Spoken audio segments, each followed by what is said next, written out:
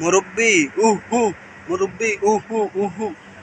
আসলে এই যে মুরব্বি উহু উহু চলতেছে এখন সোশ্যাল মিডিয়াতে, সেইটা কোত্থেকে আসছে সেটার কিন্তু রহস্য উদ্ঘাটন হয়ে গেছে ভাই। আমাদের অন্যতম জনপ্রিয় তাফসীরকারক মাওলানা মুস্তাক ফয়েজি, তার একটা ওয়াজ মাহফিলে একজন মুরব্বি উঠে যাচ্ছেন, তখন তিনি বলেছিলেন, মুরব্বি উহু উহু, মানে এখন যায়েন না, ওয়াজটা আপনি অর্ধেক শুনে অর্ধেক চলে যান।